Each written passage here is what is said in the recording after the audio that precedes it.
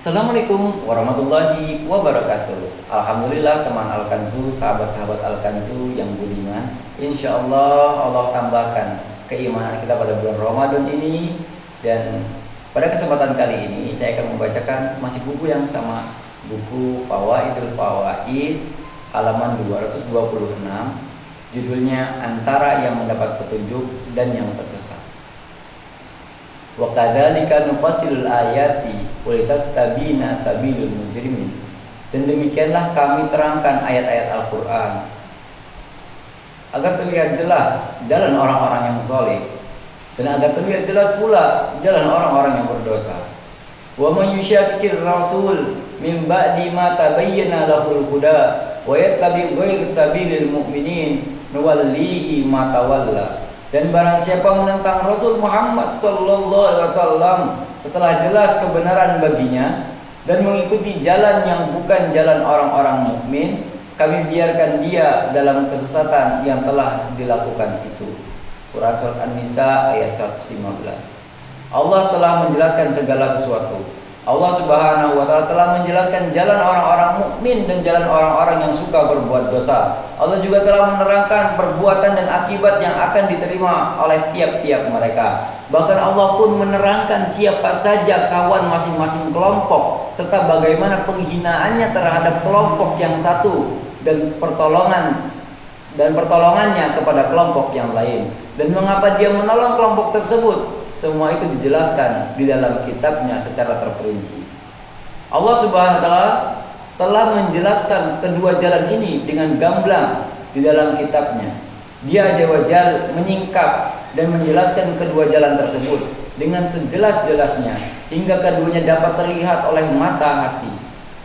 Sejelas mata kepala melihat sinar dalam kegelapan. Orang-orang yang mengenal Allah Subhanahu wa taala, kitab dan agamanya, mengetahui secara pasti mana jalan orang-orang mukmin dan mana jalan orang-orang yang suka berbuat dosa, sehingga jelaslah bagi mereka perbuatan kedua jalan itu, sebagaimana jelas bagi seorang musafir mana jalan yang mengantarkannya ke tujuan dan mana yang mengantarkannya kepada kebinasaan. Mereka adalah makhluk Allah yang paling mengetahui, paling bermanfaat bagi orang lain dan paling suka menasihati sesama agar berbuat kebaikan. Mereka adalah orang-orang yang memberikan petunjuk menuju jalan yang benar. Keutamaan para sahabat. Dengan kemampuan membedakan kedua jalan itulah para sahabat Nabi Sallallahu Alaihi Wasallam menyandang keutamaan melebihi keutamaan generasi yang lahir setelah mereka. Ketetapan ini terus berlaku hingga hari kiamat. Pada mulanya, sahabat-sahabat Rasulullah Sallallahu Alaihi Wasallam tumbuh di atas jalan kesesatan dan kekufuran, kemusyrikan dan berbagai jalan lainnya yang mengantarkan kepada kebinasaan.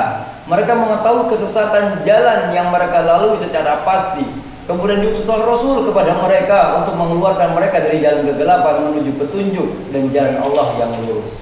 Akhirnya para sahabat pun keluar dari kegelapan yang pekat menuju cahaya yang sempurna, dari kemusyrikan menuju tauhid, dari kebodohan menuju pengetahuan, dari penyimpangan menuju hidayah, dari kezaliman menuju keadilan, serta dari kebingungan dan kebutaan menuju pedoman dan kejelasan hidup.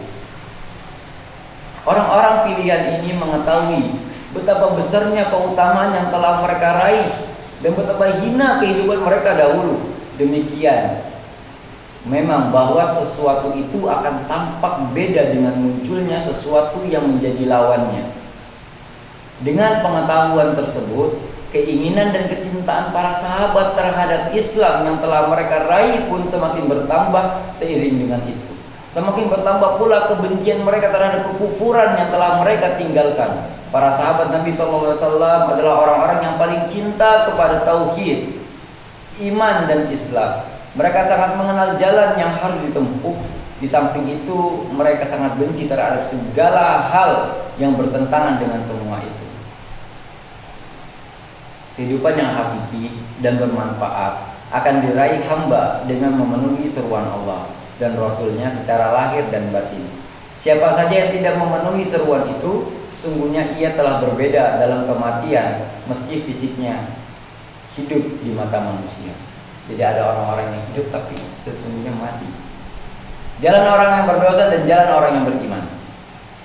Adapun orang-orang yang hidup setelah periode sahabat, sebagian mereka memang lahir dan dibesarkan dalam Islam, tapi sayangnya tidak mengetahui secara detail hal-hal yang berlawanan dengan Islam. Akibatnya mereka mengalami kerancuan dalam membedakan jalan orang-orang mukmin dan jalan orang-orang fasik. Kerancuan seperti ini akan terjadi apabila pengetahuan seseorang terhadap kedua jalan tersebut atau salah satunya lemah. Hal ini sebagaimana dikemukakan oleh Umar bin Khattab, simpul-simpul ikatan Islam akan terlepas satu demi satu jika tumbuh di dalam Islam orang yang tidak mengenal hakikat jahiliyah. Ungkapan tersebut merupakan salah satu bukti kesempurnaan ilmu yang dimiliki Umar radhiyallahu anhu. Pasalnya, apabila seseorang tidak tahu hakikat dan hukum jahiliyah, yaitu segala hal yang berlawanan dengan apa yang dibawa oleh Nabi SAW, maka ia termasuk orang-orang jahiliyah. Sebab ketidaktahuan itu disamakan dengan kebodohan, dan kebodohan terhadap segala sesuatu yang berlawanan dengan petunjuk Rasulullah SAW dikategorikan ke dalam jahiliyah. Dengan kata lain, siapapun yang tidak mengetahui dan tidak mengetahui jalan orang-orang yang berdosa dengan pasti, maka ia berpotensi keliru dan mengira sebagian jalan mereka sebagai jalan orang-orang mukmin. Kenyataannya, di tengah-tengah umat Islam banyak dijumpai hal-hal yang kesemuanya merupakan jalan orang-orang berdosa, baik dalam bidang akidah, ilmu maupun amal perbuatan. Semua itu disusupkan ke dalam Islam oleh orang yang tidak mengetahui bahwa jalan tersebut adalah jalan orang-orang berdosa. Tak hanya menyusupkan, bahkan ia juga mengajak kaum muslimin kepada jalan tersebut. Lantas ia mengkafirkan siapa saja yang tidak sejalan dengannya. Akibatnya, ia menghalalkan sebagian yang diharamkan Allah dan Rasulnya, sebagaimana terjadi pada kebanyakan ahlul bid'ah seperti golongan Jahmiyah, Qadariyah, Khawarij, dan Syiah Rafidhah. Mereka berbuat bid'ah dan mengajak masyarakat melakukannya serta mengkafirkan orang-orang Islam yang menentangnya. 4 golongan manusia.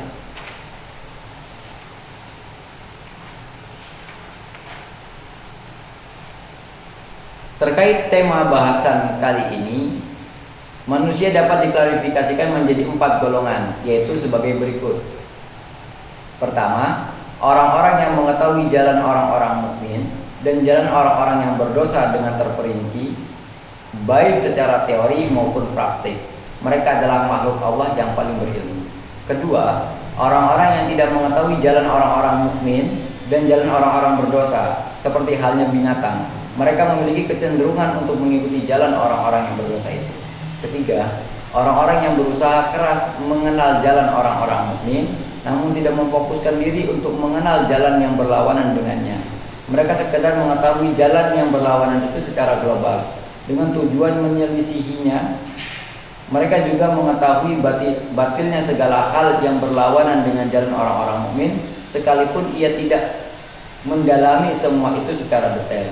Bahkan apabila mendengar sesuatu yang berlawanan dengan jalan orang-orang beriman, ia segar memalingkan pendengarannya, tetapi enggan berupaya untuk memahami dan meneliti letak kebatilan hal tersebut.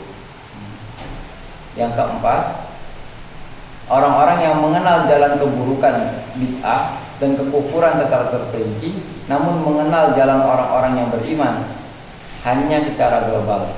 Kondisi seperti ini banyak dialami oleh mereka yang lebih perhatian kepada ucapan umat-umat terdahulu, termasuk ucapan para ahlul bid'ah. Mereka mengetahui ucapan-ucapan tersebut secara terperinci, namun mereka hanya mengetahui petunjuk yang dibawa oleh Rasulullah SAW secara garis besarnya saja, meskipun memang ada beberapa bagian dari syariat yang diketahuinya secara terperinci. Hal ini dapat diketahui dengan jelas oleh siapa saja yang mendalami kitab-kitab mereka. Kesimpulannya, Allah Subhanahu wa Ta'ala senang apabila jalan musuh-musuhnya dapat dikenali, agar dapat dijauhi dan dibenci. Demikian pula Allah juga senang apabila jalan para kekasihnya dikenali, agar dapat dicintai dan ditempuh. Pengetahuan akan kedua jalan ini mengandung manfaat dan rahasia yang hanya diketahui oleh Allah Subhanahu wa Ta'ala. Setidaknya Ia berupa pengetahuan tentang keumuman rububiyah dan hikmah Allah, juga tentang kesempurnaan asma dan sifatnya, serta segala hal yang berkaitan dengan asma dan sifatnya, dan pengaruh-pengaruh yang ditimbulkannya. Semua itu merupakan bukti terbesar atas adanya rububiyah, mulkiyah, dan uluhiyah Allah. Selain sebagai bukti akan adanya cinta dan kebencian Allah, juga pahala dan siksanya. Wallahu a'lam.